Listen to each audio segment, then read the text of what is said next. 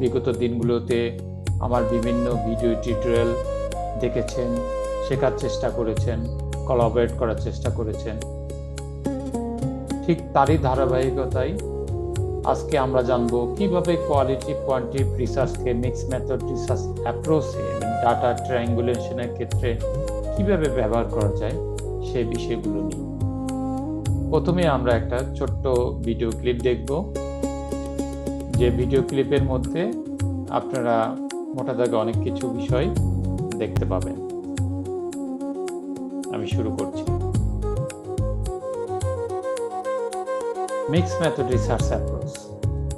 আমরা প্রথমেই বলেছি যে এর আগের দিনগুলোতে কোয়ান্টিটিভ কোয়ালিটিভ রিসার্চের ক্ষেত্রে স্পেসিফিকভাবে কি করা যায়, আর আজকে মিক্স মেথড রিসার্চ অ্যাপ্রোচে লার্নিং অবজেক্টিভ হচ্ছে মিক্স মেথড রিসার্চ অ্যাপ্রোচটা কি, এর উদাহরণ বা দৃষ্টান্তগুলো কি কি, ডাটা ট্রায়াঙ্গুলেশন কিভাবে করা যায়, কোন পদ্ধতিতে করা যায়, এর কনসেপচুয়ালাইজেশন ঠিক আছে কিনা, লিমিটেশনটা কি।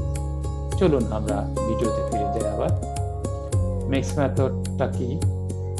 মিক্স মেথড হচ্ছে শুধু কোয়ালিটিভ দিয়ে উত্তর করা যাবে না, কোয়ান্টিটিভ দিয়ে উত্তর করা যায় না। এটা হলো দুইটার কম্বিনেশন অফ অ্যাপ্রোচ। অর্থাৎ আপনি যখন অ্যানালাইজ বা মিক্সিং দিয়ে কোয়ালিটি কোয়ান্টিটিভ ইনফরমেশন ডাটাগুলো একটা সিঙ্গল স্টাডিতে কম্পাইল করবেন, সেক্ষেত্রে এটা সহযোগিতা করে।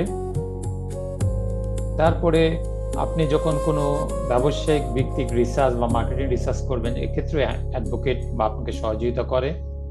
ইন্ডাকটিভ ডিডাকটিভ যেসব থিঙ্কিং থাকে, ইনোভেটিভ আইডিয়া, সেগুলো ক্ষেত্রে সহযোগিতা করে। একটা রিসার্চ মেথড থেকে আরো আউটস্ট্যান্ডিং স্ট্যান্ডার্ড লেভেলে যেতে হলেও ওই মিক্স মেথড রিসার্চটা সহযোগিতা করে।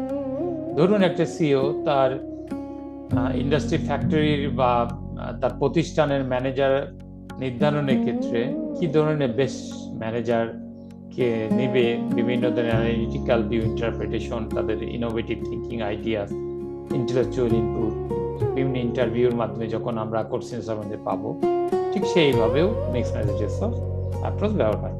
ডাটা ট্রায়াঙ্গুলেশন কি? এটা বিশ্বাসযোগ্যতা, ভ্যালিডিটি, রিসার্চ ফাইন্ডিংসের ক্ষেত্রে সহযোগিতা করে।